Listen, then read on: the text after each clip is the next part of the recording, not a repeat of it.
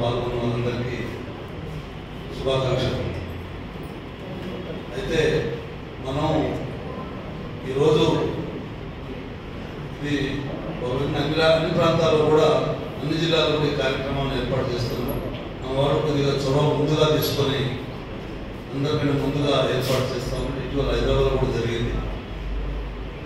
ప్రధానంగా ఏంటంటే కేసీఆర్ మొదలుకొని నరేంద్ర మోడీ వరకు కూడా ఈ రాజ్యాంగాన్ని మార్చాలని అంటున్న వాళ్ళే. తద్వారా ప్రజల్లో వచ్చినటువంటి వ్యతిరేకత కానివ్వండి, ప్రజల తీర్పులో కానివ్వండి, సమగ్రంగా వాళ్ళ యొక్క నిర్ణయాలను వ్యతిరేకిస్తూ వచ్చిన తీర్పును దృష్టిలో పెట్టుకొని మళ్ళీ వాళ్ళు వెనక్కి దిక్కున్నారు. కాబట్టి వెనుదగ్గారు. అందుకోసమే రాజ్యాంగం చాలా పటిష్టమైనటువంటి ఫెడరల్ స్ఫూర్తికి, అదేవిధంగా మరి భిన్నత్వంలో ఏకత్వమైనటువంటి రాజ్యాంగం ప్రపంచంలో అనేక దేశాలకు ఆదర్శంగా మిగిలింది.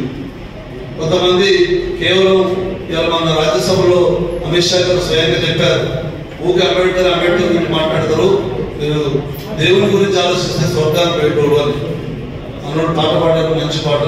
స్వర్గం అనేది ఉందో లేదో తెలియదు, కానీ మరి స్వర్గం గురించి ఆలోచించడం అంటే మత పిచ్చి బాగా పెరిగిపోయి ఈ రాజ్యాంగానికి సవాలుగా మారే ప్రమాదం ఉంది. కాబట్టి రాజ్యాంగ పరిరక్షణ కోసం జాతీయ స్థాయిలో అన్ని ప్రాంతాల్లో కూడా చర్చా కోసం పెట్టి దాని యొక్క ఆవశ్యకతను, దాని యొక్క పరిపూర్ణ సమగ్రతను మనం కాపాడుకోవాల్సిన అవసరం ఉంది.